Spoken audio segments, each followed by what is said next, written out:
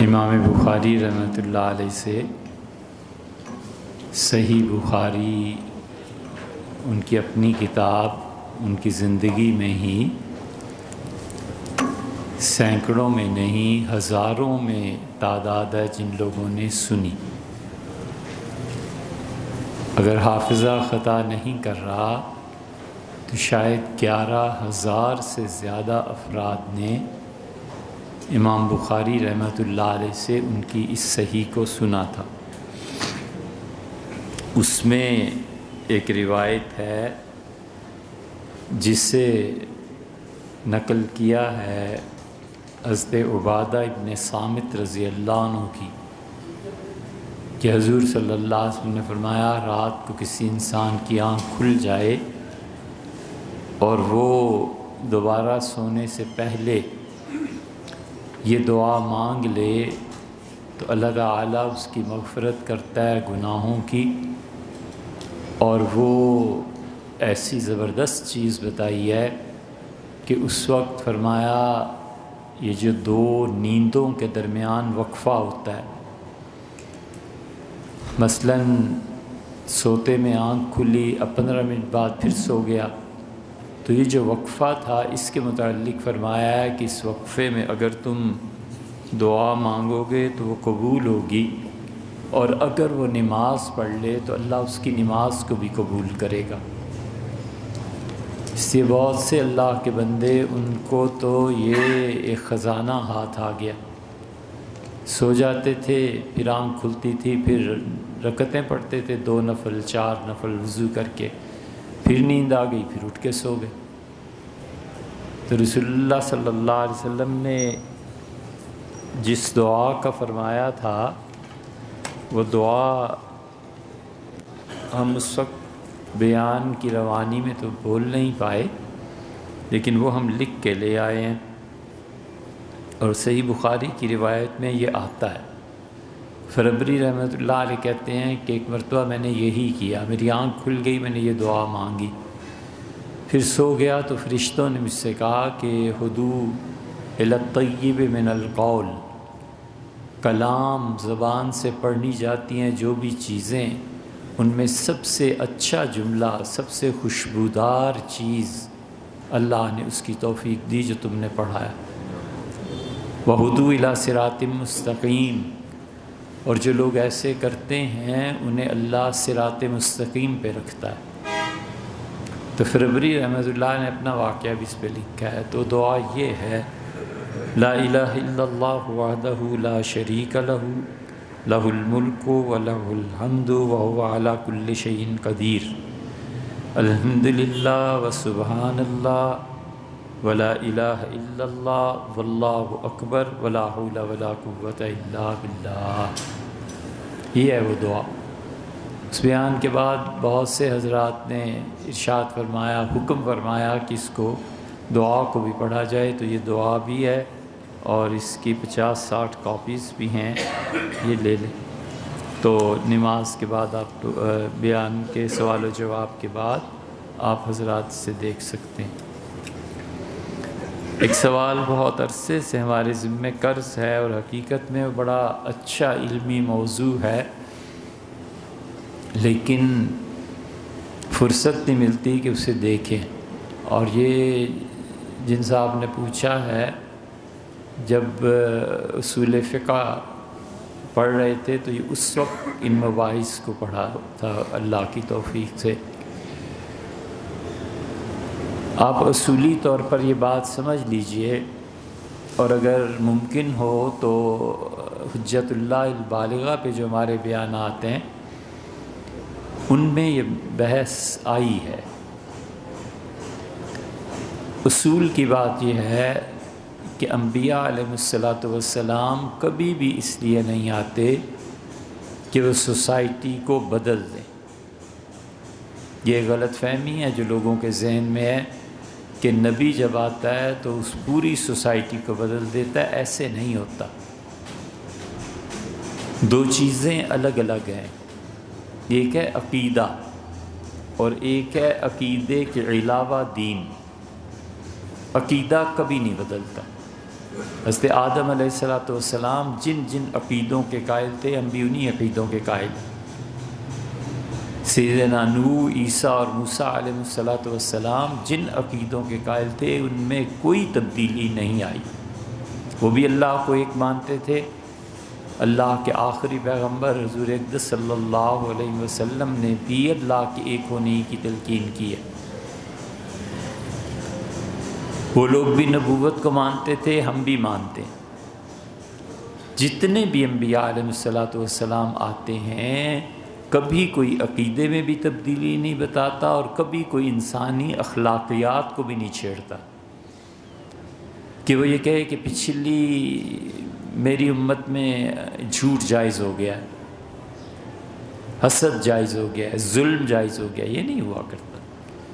انسانی اخلاقیات اتنی بلند ترین چیز ہیں کہ بس اللہ نے ایک بار جو کہہ دیا کافی ہے۔ اللہ نے ظالم کی مذمت کر دی، ظلم کی مذمت کافی ہے۔ تو ان چیزوں میں تغیر نہیں آیا کرتا۔ انبیاء علیہ السلام ہمیشہ ایک دین لے کے، اللہ نے کہا شرع لکم من الدین ما وصی بہ نوح، ہم نے آپ کو اس دین کے ساتھ اس امت میں بھیجا ہے جو دین حضرت نوح علیہ السلام کا تھا، والنبیین من بعدہ، اور ان کے بعد جو انبیاء علیہ السلام آئے تھے ان کا بھی دین وہی تھا جو نوح اور آدم کا تھا اور جو آپ کا علیہ السلام۔ اخلاقیات بھی نہیں تبدیل ہوتی۔ تبدیلی اصل میں اس وقت آتی ہے جب اس عقیدے سے انحراف ہوتا ہے۔ مثلا عقیدے میں یہ ہے کہ اللہ ایک ہے، جب قوموں نے شرک شروع کیا تو نبی آیا علیہ السلام اور اس نے کہا شرک نہ کرو، یہ دین کی تبدیلی نہ کرو، اگر مان گئے تو ٹھیک، نہیں مانے تو ان کی راہ الگ، جو ان کی راہ الگ ہو گئی۔ انبیاء علیہ السلام اس لیے آتے ہیں کہ جو اصل دین تھا اس میں تحریف پیدا ہو جائے تو اس کو ختم کرے۔ دوسرے نمبر پہ اخلاقیات، اور تیسرے نمبر پہ ہر زمانے میں جس دین کو پریکٹس کرنا ہے وہ کیا ہے۔ مثلاً ایک دین ایسا تھا جس میں پریکٹس یہ تھی کہ وہاں پر چچا زاد، ماموں زاد، تایا زاد، ان بہنوں سے نکاح حرام تھا کیونکہ دادا اور نانا پہ پہنچ کے ایک ہو گئے، وہ اسے جائز قرار نہیں دیتے تھے۔ یہ پریکٹیکل لائف کی ایک چیز تھی۔ حضرت رسالت مآب صلی اللہ علیہ وسلم نے اسے درست قرار دیا کیونکہ اس دن نے قیامت تک رہنا ہے۔ اللہ کی مرضی یہ تھی کہ اس وقت ناجائز ہو اور اب اللہ کی مرضی یہ ہے کہ ناجائز ہو، اس وقت ناجائز ہو اور اب جائز ہو، اللہ نے کر دیا۔ اسی طرح اللہ تعالیٰ کی طرف سے ایک تیسری چیز بھی ہو جاتی ہے، عقیدے کی تبدیلی نہیں اور اس کی اخلاق کی بھی تبدیلی نہیں، انسانی معاشرے میں جو پریکٹسنگ لائف ہے اس میں پیمانے بدل جاتے ہیں۔ مثلا کسی نبی علیہ السلام کے ہاں، یہ دوسری مثال آپ کے سامنے رکھ رہے ہیں، ایک آدمی کے خون کی قیمت 10 اونٹ تھی، اللہ نے اس کو تبدیل کیا اور حضور صلی اللہ علیہ وسلم کی امت میں 10 کے بجائے 100 اونٹ رکھ دیے کہ 100 اونٹ۔ قرآن کریم میں دوسری طرح بھی آتا ہے جو آپ کا اصل سوال ہے کہ جس پہ ہم اب تک عمل کر رہے ہیں۔ مثلا آپ قرآن کو دیکھتے ہیں تو اللہ تعالیٰ نے فرمایا کہ وَالسِّنَّ بِالسِّنِّ وَالْجُرُوحَ قِصَاصٌ، اور ہم نے یہودیوں کو کہا تھا کہ ان النفس بالنفس، جان کے بدلے میں جان ماری جائے گی، والعین بالعین، اور جو آنکھ نکالے گا اس کی بھی ایک آنکھ نکالی جائے گی، والسن بالسن، جو دانت توڑے گا اس کے بھی دانت توڑے جائیں گے، والجروح قصاص، اور جو زخم لگائے گا، چوٹ لگائے گا، اس کو برابر کا بدلہ ملے گا، دیا جائے گا۔ اس امت میں بھی اللہ نے وہی رکھا، عیسائیوں میں بھی وہی تھا۔ عیسائیوں نے اس میں یہ تبدیلی کر دی تھی، یہودیوں نے، کہ رجم نہیں رہا تھا، سٹوننگ۔ اللہ نے اس امت میں سٹوننگ رکھی کہ یہ نہیں ہے یہودیوں کے ہاں سٹوننگ ہم نے رکھی تھی، انہوں نے جان بوجھ کے ہمارے قانون کو تبدیل کیا تھا، ہم پھر اسی قانون کو واپس لا رہے ہیں۔ اس لیے جن چیزوں پر اب تک عمل ہے اور پچھلی امتوں میں بھی تھا، اس میں اسلام کے قوانین ہیں۔ جو قوانین اب آپ دیکھتے ہیں شریعت سے ثابت ہیں، کہیں تو تھوڑا بہت تغیر ہوا ہے، جیسے 10 اونٹ اور 100 اونٹ کا، اور کہیں بالکل تغیر نہیں ہوا کہ قتل کے بدلے میں قتل ہے اور آنکھ کے بدلے میں آنکھ ہے اور جان کے بدلے میں جان ہے، وغیرہ وغیرہ۔ حدیث میں بھی ایسی بہت سی چیزیں آپ کو مل جائیں گی۔ مثلا رسول اللہ صلی اللہ علیہ وسلم کھانے سے پہلے ہاتھ دھوتے تھے، تو صحابہ رضی اللہ عنہ نے عرض کیا کہ اللہ کے رسول، یہودی بھی ہاتھ دھوتے ہیں۔ آپ نے فرمایا یہودیوں میں اور ہم میں یہ فرق ہے کہ وہ کھانے سے پہلے ہاتھ دھوتے ہیں اور ہم کھانے کے بعد بھی ہاتھ دھوتے ہیں۔ اور آپ نے فرمایا برکت الطعام، تمہارے کھانے میں اس وقت برکت پڑتی ہے جب تم کھانا کھانے سے پہلے بھی ہاتھ دھو اور اس کے بعد بھی ہاتھ دھو۔ برکت کا مطلب یہ ہے کہ وہ کھانا لگتا ہے جسم کو، وہ کھانا بیماری نہیں پیدا کرتا، وہ کھانا تکلیف نہیں پیدا کرتا۔ ضروری ہے کہ کھانا کھائے ہاتھ دھوئے بغیر اور اس میں برکت نہ ہو اور پھر ڈاکٹر کے پاس جائے۔ رسول اللہ صلی اللہ علیہ وسلم آسان سی ترکیب بتا دی کہ کھانا کھانے سے پہلے اور بعد دونوں مرتبہ ہاتھ دھو لو گے تو تم ٹھیک رہو گے۔ یہ چیز ہے۔ نتیجہ یہ کہ اس برکت کی وجہ سے بیماری کم ہو گئی، اس برکت کی وجہ سے اس شخص کی عمر لمبی ہو جاتی، 80 سال ہو جائے گی، 90 سال ہو جائے گی، اس لیے کہ اس نے ہمیشہ اپنے ہاتھ دھوئے اور اللہ نے طے کیا کہ برکت کھانے کی اس کو پہنچے گی جو پہلے بھی ہاتھ دھوئے اور بعد میں بھی ہاتھ دھوئے۔ اب یہودیوں نے اس حکم کو آدھا کر دیا تھا، پہلے دھو لیتے تھے بعد میں نہیں۔ حضور اقدس صلی اللہ علیہ وسلم نے اسے پورا کر دیا۔ یہودیوں کا ایک کیس حضور صلی اللہ علیہ وسلم کے سامنے آیا تھا، چونکہ جب معاہدہ ہوا ہے اس کا مدینہ منورہ میں داخلے کا اور حضور صلی اللہ علیہ وسلم کی حکومت یہودیوں نے معاہدے کے عہد قبول کی، تو اس میں یہ تھا کہ سپریم لا اس بستی کا، مدینہ منورہ کا، وہ رسول اللہ صلی اللہ علیہ وسلم کی مرضی ہے، جو انہوں نے فرمایا وہ فیصلہ۔ آپ نے ایک یہودیوں کا مقدمہ تھا، وہ خود لے آئے، انہوں نے کہا ہمارا غلام ہے اور یہ ہماری لڑکی ہے، اور تو رسول اللہ صلی اللہ علیہ وسلم نے اس میں رجم کا حکم دیا۔ انہوں نے اس مقدمے کے نتیجے میں جو یہودی ربائز تھے انہوں نے کہا کہ لڑکی کا منہ کالا کیا جائے اور لڑکے کو گدھے پہ بٹھا کر پورے مدینہ منورہ میں گھمایا جائے تاکہ لوگ جانیں کہ یہ اتنا گندا اور خراب آدمی ہے، معاذ اللہ، استغفر اللہ۔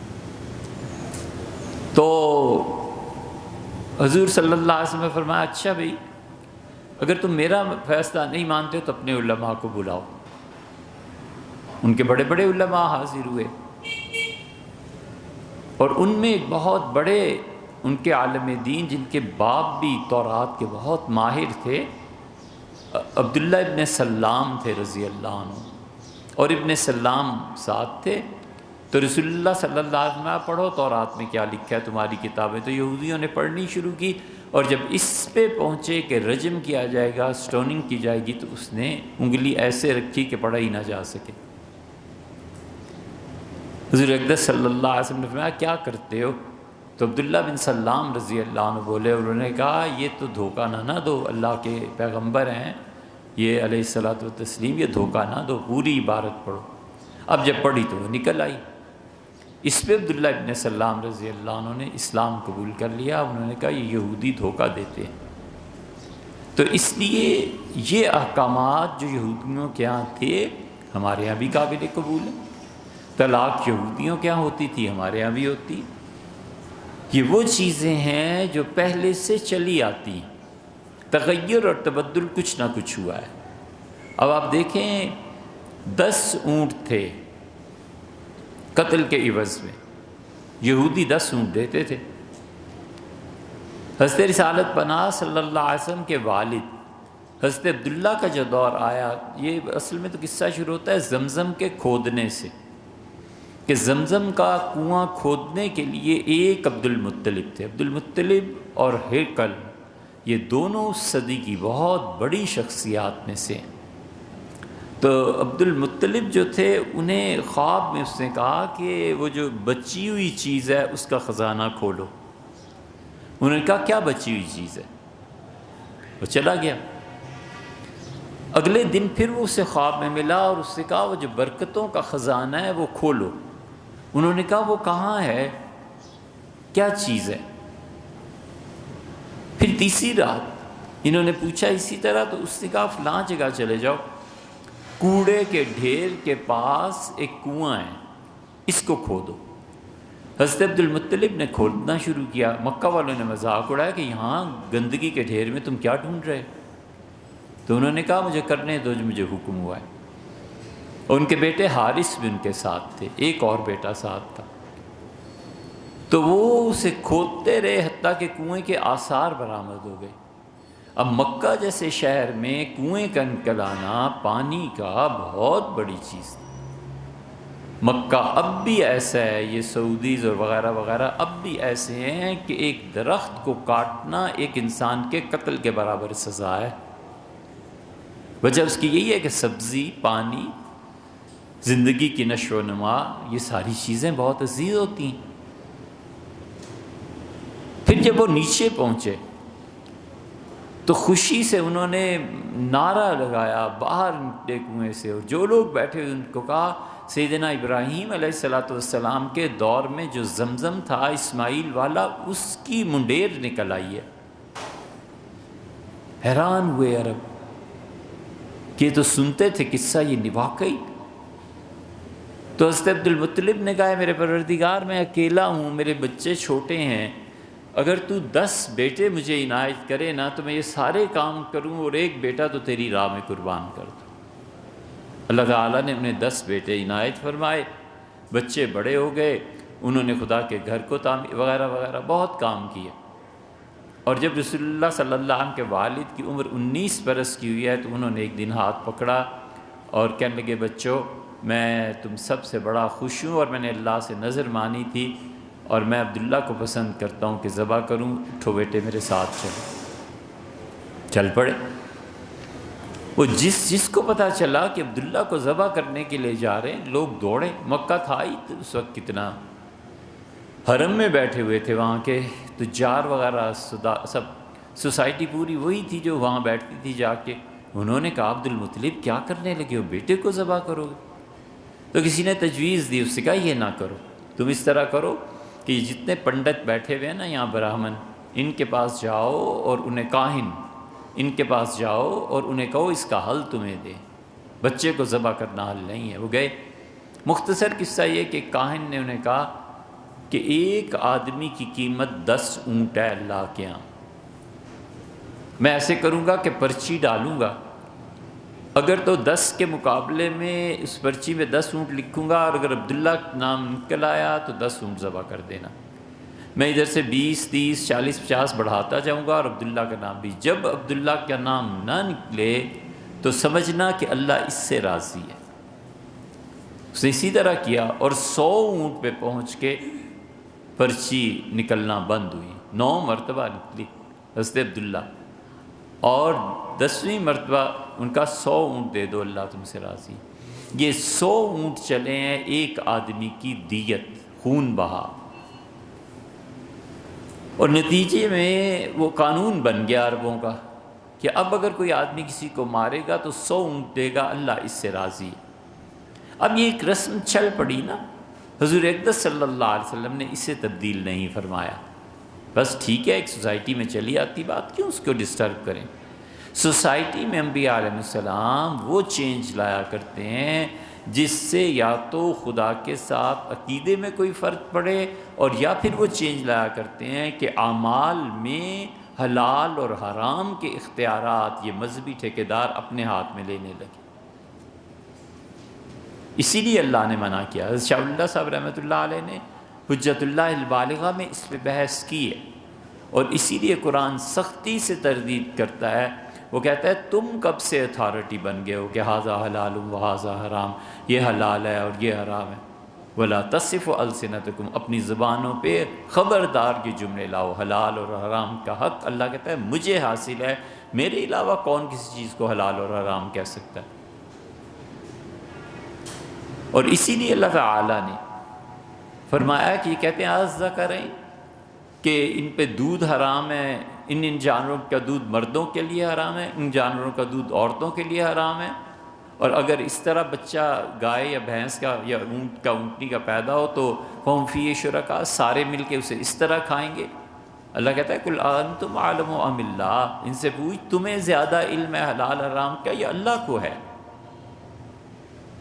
سوسائٹی میں چینج، مر جاتے تھے، اپنے منہ بولے بیٹے سے شادی نہیں کرنی، اس کی منہ بولا بیٹا جو ہے اگر طلاق دے دے تو اس بچی سے شادی نہیں کرنی۔ اتنا بڑا یہ معاملہ تھا کہ اللہ نے حضور اقدس صلی اللہ علیہ وسلم کا انتخاب کیا کہ آپ اسے توڑیں گے، اس رسم۔ ایسا وہ بڑا امتحان تھا صحابہ کرام رضی اللہ عنہ کا کہ پوری سوسائٹی ہل کے رہ گئی۔ پہلے زینب کا نکاح زید سے ہوا، پھر زید نے طلاق دی زینب کو، اور اللہ نے فرمایا جب وہ طلاق دے چکے، آپ کے منہ بولے بیٹے ہیں نا، ان کی بیوی ہے نا، ہم نے اس خاتون کا نکاح آپ سے کر دیا۔ حضور صلی اللہ علیہ وسلم بغیر کسی نکاح کی تقریب کے اٹھے، اس کے بعد چلے گئے اور جا کے پردہ اٹھایا حضرت زینب رضی اللہ عنہ کے گھر کا، اندر تشریف لے گئے۔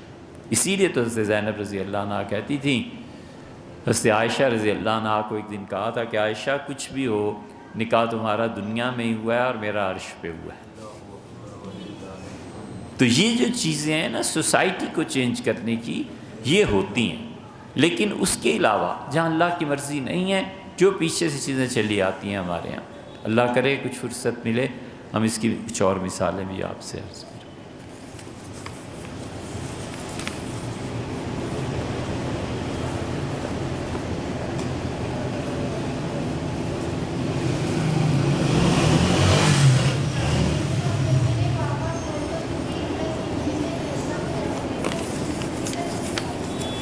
بھیا کوئی بھی اس میں کچھ نہیں کہہ سکتا، یہ پوچھنے والی بات تھوڑی ہے، آخرت کا حساب و کتاب، جنت اور دوزخ، اور کسی نے مثال دی کہ والدین اپنے اولاد سے محبت کرتے ہیں،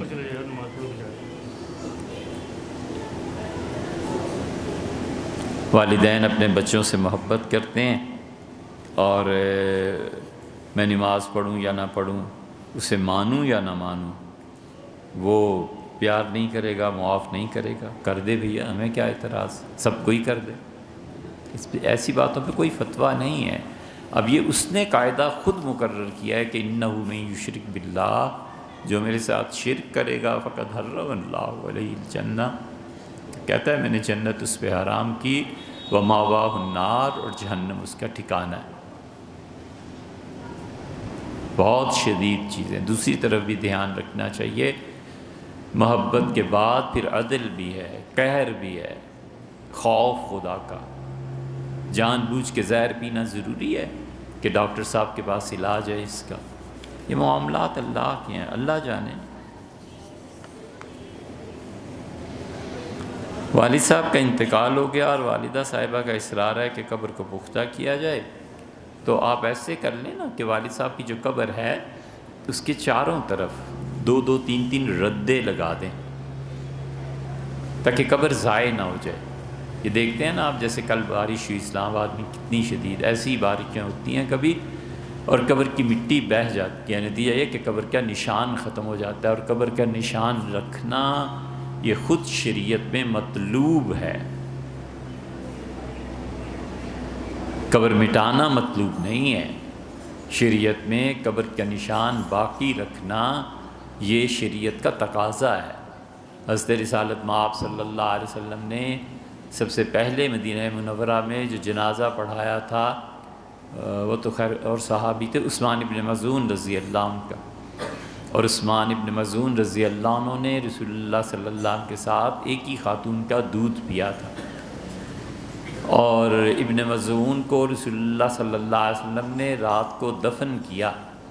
سیدنا عمر رضی اللہ عنہ کہتے تھے کہ ہم چراغ لے کے جنازے کے ساتھ گئے تھے، اور جب میت کو اتارنے لگے تو مجھ سے جلدی ہو گئی، سلپ کر گیا ہاتھ اس سے، چادر کسی چیز سے، تو میں اور ابوبکر رضی اللہ عنہ اتار رہے تھے تو ڈانٹ پڑ گئی رسول اللہ صلی اللہ علیہ وسلم ادبا لاخیکما، اپنے بھائی کا احترام کرو۔ اور جب آپ لیٹے اور رسول اللہ صلی اللہ علیہ وسلم نے نکلتے ہوئے ان کا ماتھا چوما، سیدنا عمر رضی اللہ عنہ کہتے تھے میں نے دیکھا رسول اللہ صلی اللہ علیہ وسلم کے آنسو برابر اپنے بھائی کی رخساروں پہ ٹپکتے رہے۔ نکلے، قبر ٹھیک ہوئی، جب جانے لگے تو ایک بڑا پتھر تھا، آپ نے فرمایا یہ پتھر میرے بھائی کی قبر پہ لگا دو تاکہ مجھے یاد رہے ان کی قبر کہاں۔ پھر رسول اللہ صلی اللہ علیہ وسلم کے بیٹے کا انتقال ہوا، آپ نے فرمایا وہیں دفن کرنا جہاں میرے بھائی دفن ہوئے۔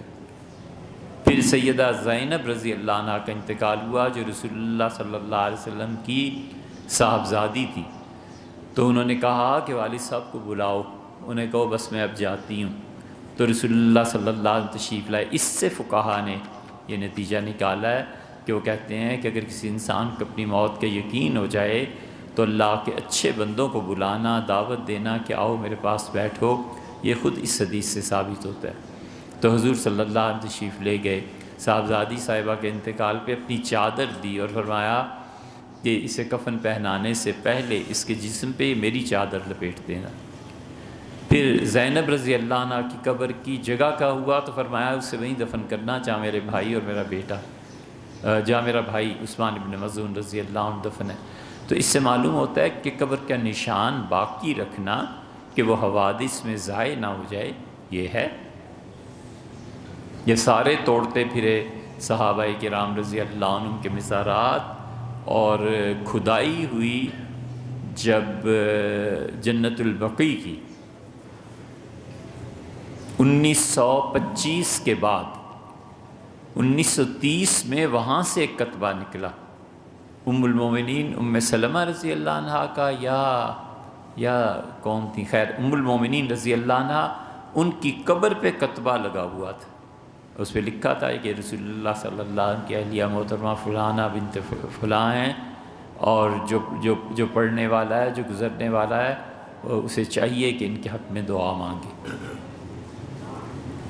یہ دریافت ہوا بہت بعد میں، تو اس لیے قبروں کا نشان والدہ صاحبہ جو کہتی ہیں وہ بھی ٹھیک ہے، لیکن اتنے زیادہ کہ گنبد اور یہ چیزیں بنائیں یہ بھی مناسب نہیں۔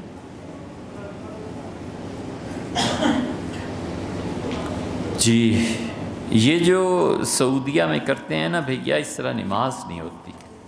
حج میں بھی ایسے ہی ہوتا ہے کہ 10 آدمی یہاں کھڑے ہیں، 20 وہاں کھڑے ہیں، سپیکر کے ذریعے نماز ہو رہی ہوتی ہے، صفیں بھی نہیں ملی ہوئی ہوتی، درمیان میں روڈز گزر رہے ہیں، تو سپیکر پہ اگر نماز پڑھنا ٹھیک ہے، امام کے ساتھ صفیں نہ ملی ہوئی ہوں تو بھی ٹھیک ہے۔ تو پھر ٹیلی ویژن پہ جو سعودیہ سے آتی ہے حرمین شریفین کی نمازیں، یہیں ٹیلی ویژن سامنے رکھ کے آدمی پڑھ لے، یہ ساری شرائط کہاں جائیں گی؟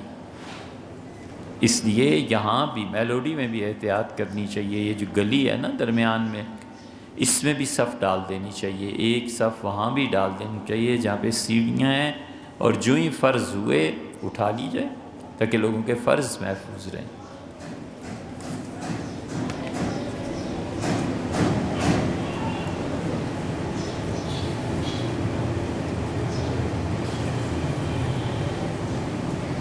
سونے کے عوض بینک سے قرضہ لیا، اب سونا تو اسی کا ہے نا جی، اس نے گروی رکھوایا ہے، رہن رکھوایا ہے، اصل میں تو مالک یہی ہے، اور کچھ سونا بھی اس کے پاس بھی ہو تو کیا زکوٰۃ ادا کرے گا اور کس نصاب سے ادا کرے گا؟ زکوٰۃ دونوں طرح اس پہ آئے گی، اس لیے کہ سونا تو اصلاً اس کا ہے، عارضی طور پر اس نے قبضہ کھو دیا ہے، پیسے ادا کرے گا تو قبضہ بھی مل جائے گا، تو دونوں طرف اس پہ زکوٰۃ واجب آئے گی۔ نصاب وہی ہے 7.5 تولے سونا۔ انجینئرنگ کا طالب علم ہوں لیکن میں اردو میں اچھا نہیں ہوں، کیوں؟ وجہ کیا ہے اردو میں نہ اچھا ہونے کی؟ میں اردو کا اچھا مصنف اور پڑھنے والا کیسے بن سکتا ہوں، اور پیچیدہ اردو الفاظ کے معنی کو کیسے جان سکتا ہوں؟ بھیا اصول کی بات یاد رکھو، جس شخص کو کوئی ایک زبان، پنجابی، اردو، فارسی، جو بھی، پشتو، جس کو ایک زبان کوئی مکمل نہیں نہ آتی، وہ دنیا بھی برباد کرے گا اور آخرت بھی برباد کرے گا۔ ایک زبان کوئی نہ کوئی پوری آنی چاہیے۔ اب آپ کو اردو نہیں آتی، اب جب کھولیں گے کوئی بھی اردو پہ دین کی کتاب تو اس پہ لکھا ہوگا کہ نوافل اور سنن، اب اسے پتہ ہی نہیں سنن چیز کیا ہوتی ہے تو کیا کرے گا؟ نوافل کس چیز کی جمع ہے؟ نفل کی، اسے پتہ ہی نہیں۔ تو اس لیے اردو بہت اچھی بات ہے، ہمیں سیکھنی چاہیے، سب کو سیکھنی چاہیے، ہمارے خطے کی زمین ہے، ہمارے بچوں کو چاہیے۔ انگریز یہ راز اس نے اس وقت کیا جب انگریزوں نے بہت سے ڈیم ہندوستان میں بنانے تھے، تو انگریزوں نے کہا کہ ہر جگہ ڈیم بنانے کی ضرورت ہے، بلوچستان میں ڈیم بننے چاہیے، یہ نیلم ہے، انہوں نے کہا نیلم کی وادی پہ ڈیم بناؤ، اور اس سے پنجاب کی جتنی بارانی زمین ہے سب کو سیراب کو۔ انگریزوں نے منصوبہ بھی بنایا، میں نے وہ منصوبہ کہ بارش کے ذریعے سیرابی کی بجائے ڈیم بنائے جائیں، یہ منصوبہ انگریزوں کا تلا گنگ، چکوال، جیلم، اس کے بعد سارا لاکھوں مربع میل کا یہ سارا پلان ہم نے دیکھا انڈیا آفس لائبریری میں۔ تو میں نے آپ کے وزیر اعظم عمران خان سے کہا، میں نے کہا خان صاحب اللہ جب بھی حکومت دے صرف اتنا کام کرنا ہے کہ آپ جسے آپ پاشی کا وزیر لگائیں گے وہ وہاں جائے، اس منصوبے کو لے آئے، اور یہاں جو انجینئرز ہیں ماشاءاللہ ہمارے بچے، ان کو دے اور کہے یہ نہریں نکالو، تاکہ لاکھوں مربع میل کی اراضی بارش کے انتظار میں نہ رہے۔ بہت حیران ہوئے، وعدہ کیا کہ ضرور، بس دعا کریں اللہ حکومت دے، تو اب مل گئی نا، اب کرو۔ گورے بہت اس اعتبار سے انہوں نے رنگ دیا تھا ہندوستان۔ اب انجینئر پورے نہیں ہو رہے تھے، تو گورنر جنرل نے کہا کہ یہ طریقہ ٹھیک نہیں ہے کہ ہندوستانی بچے پہلے انگلش پڑھیں اور انگلش پڑھ کے پھر انجینئرنگ کو پڑھیں، ایسے کرو کہ ہندی اور اردو میں پورا نصاب کر دو۔ روڑکی میں پہلا انجینئرنگ کالج یونیورسٹی قائم ہوئی، اور روڑکی میں مسلمان اور ہندو انجینئرز اردو پڑھے تھے، بنے تھے، انگریزوں نے ان سے کام چلایا، اور یہ آپ کے جتنے ڈیم بڑے بڑے بنے ہوئے ہیں یہ روڑکی کے اردو بچے جو پڑھ چکے تھے انہوں نے ہی بنائے۔ ہم نے خود لندن میں دیکھا ایک صاحب کو، اور وہ میڈیکل بہترین ڈاکٹر تھے، لوگ جاتے تھے دوا لیتے تھے، تو ہم کس سلسلے میں حاضر ہوئے، پوچھا تو ان کا میں جامعہ عثمانیہ کا پڑھا ہوا ہوں، میں نے یہ میڈیکل کالج یہ جو ہوتا ہے اسے اردو میں پڑھا، اس لیے آپ نے جو فرمایا بہت اچھی بات ہے۔ اگر آپ پڑھنا چاہیں اردو کو اور یہ الفاظ کے معنی، تو آپ کوئی سٹینڈرڈ کا اردو ناول لے لیجئے۔ غالب کا دیوان تو خیر بہت بڑی چیز ہے، جیسے احمد جاوید صاحب لکھتے ہیں، ان کو لے لیجئے، اور مختار مسعود کے تو کہنے ہی کیا۔ ان 2 3 4 کتابوں کو نا دقت نظر سے پڑھ لیجئے، پینسل لیجئے، جتنا بھی ایک صفحہ پڑھیے، آدھا صفحہ پڑھیے، اور نشان لگا دیجئے کہ اس کے معانی کیا ہیں، اسے ڈکشنری میں دیکھ۔ یہ 2 3 سال کی محنت ہوتی ہے، اپنی استعداد پر بھی منحصر ہوتا ہے، یہ چیز آپ کو اردو سکھا دے گی۔ اور دوسرے، اگر آپ کے پاس کچھ فرصت ہو تو کسی پرانے بڈھے استاد کو دیکھیے، فارسی پڑھ لیجیے۔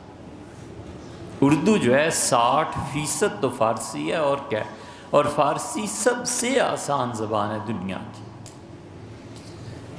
جب آپ فارسی پڑھ لیتے ہیں تو اردو آپ کے لیے بالکل پگھل جاتی ہے۔ یہ 2 کام آپ کر لیں، انشاءاللہ آپ کی اردو بہت اچھی ہو جائے گی۔ اور تیسرا بھی، اس پہ مزید مستحب نفل بھی پڑھنا چاہیں تو کسی ایسے آدمی سے گفتگو کیا کیجئے جس کی اردو آپ سے بلند تر ہو، جہاں آپ محتاج سمجھیں کہ یار یہ جو گفتگو ہے نا، اس سٹینڈرڈ تک پہنچنا ہے۔ 27 رمضان اور نزول قرآن کا تذکرہ، یہ اس کو اگلی مرتبہ کے لیے رہنے دیجئے، وقت بہت ہو گیا۔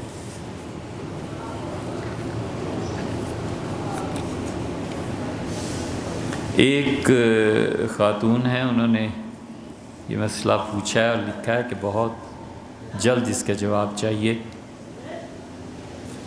دیکھیے بہن، ایسے ہے کہ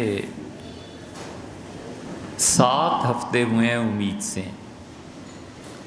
تو 7 ہفتے کا مطلب یہ ہوا کہ پونے 2 ماہ تقریباً بنتے، اور اس کے بعد اب خون کا معاملہ شروع ہوا ہے، تو اب وہ کیا کریں؟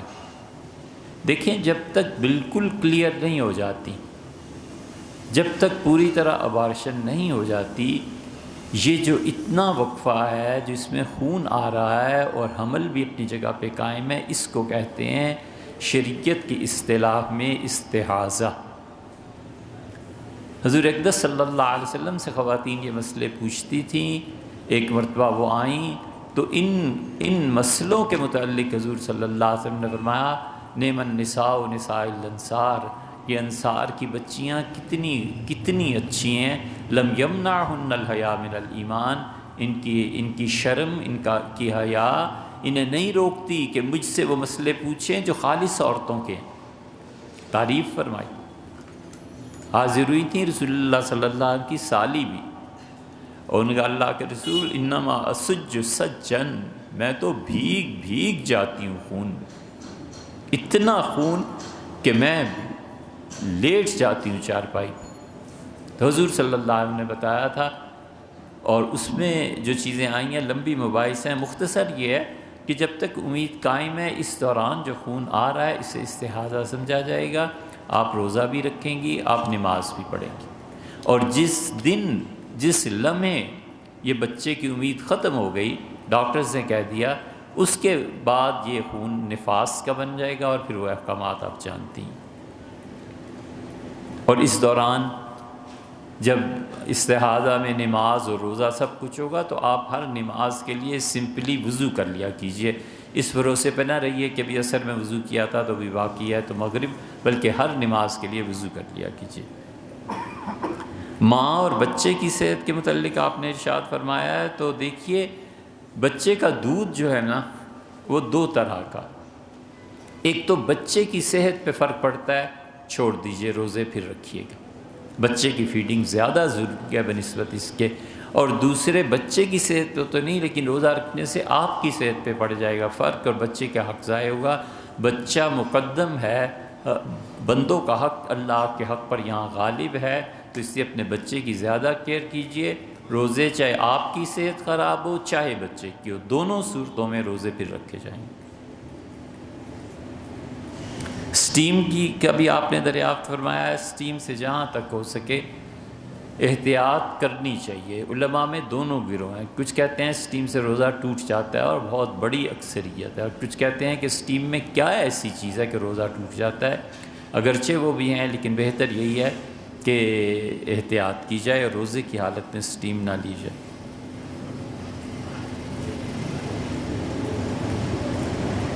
زکوٰۃ کا جو تحریر فرمایا ہے یہ لندن سے ہے، اور اس میں بھی یہی ہے کہ فوراً بتا دیں۔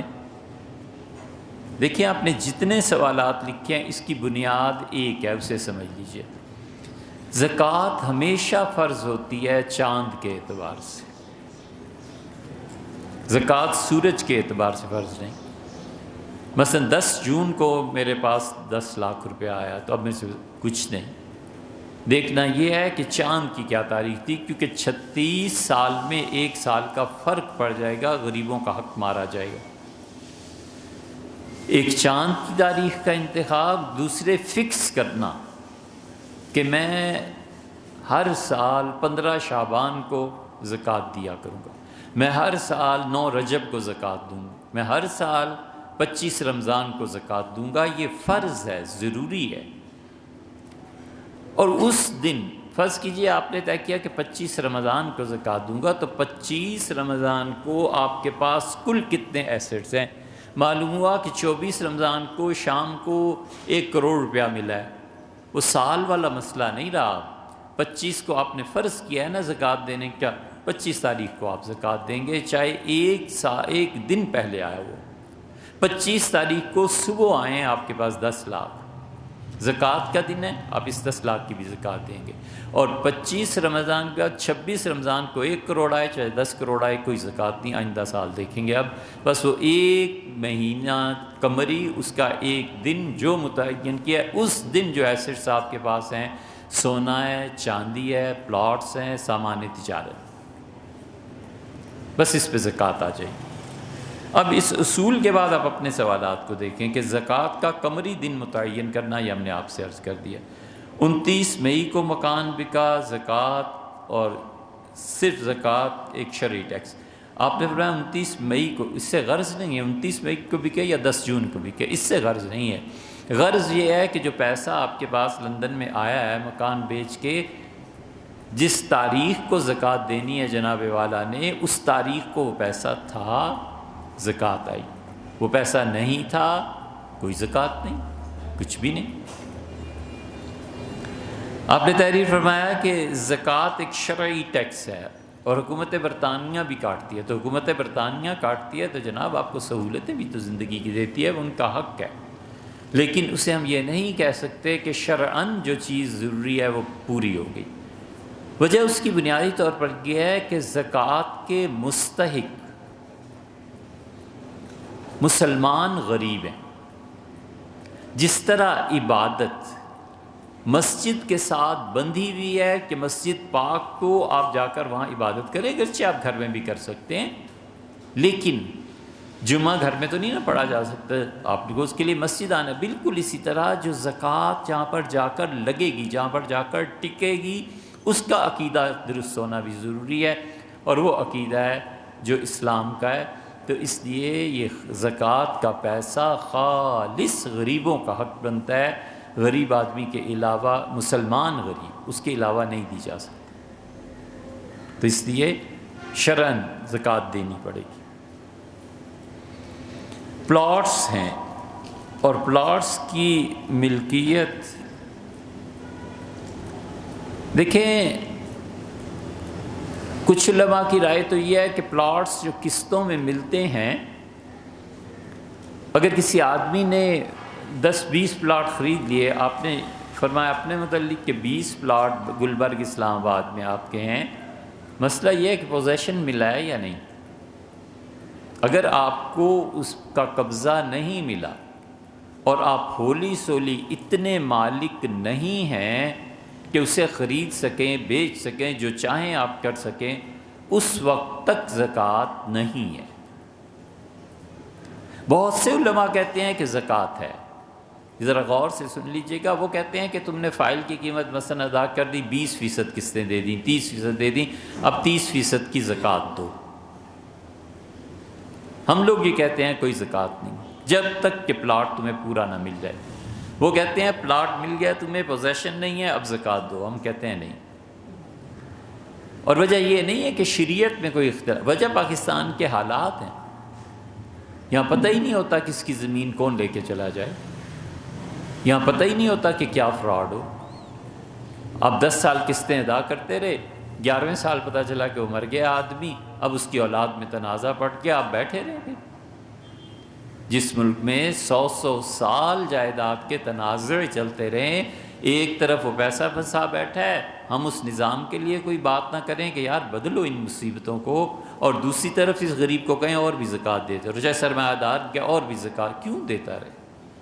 اس لیے دونوں طرف علماء ہیں، ایک طرف وہ ہیں جو کہتے ہیں کہ 10% 20% زکوٰۃ دے، اگر کوئی دیتا ہے تو اس کے تقویٰ کی بات ہے بھائی، اس کی نیکی کی بات ہے، اللہ کے خوف کی بات ہے، غریبوں کا بھلا ہوگا، بہت اچھا ہے کرے۔ لیکن کوئی نہیں دیتا کہ یار وہ چیز میری پتہ نہیں ہے بھی کہ نہیں ہے، زمین ملتی بھی ہے کہ نہیں ہے، ابا پھنسا گئے تھے اس پلاٹ میں، پتہ نہیں ملتا بھی ہے کہ نہیں، اس سے ہم کیسے کہیں کہ نہیں تم ضرور زکوٰۃ دو۔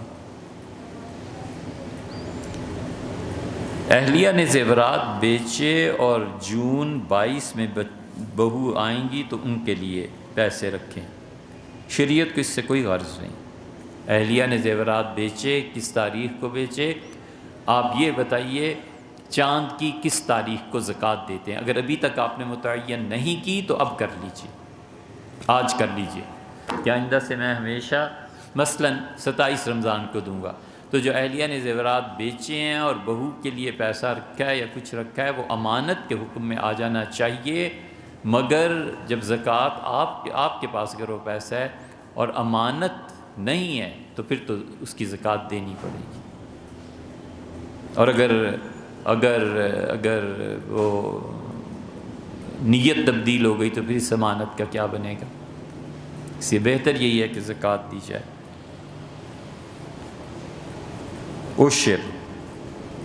عشر کل کا نہیں ہے۔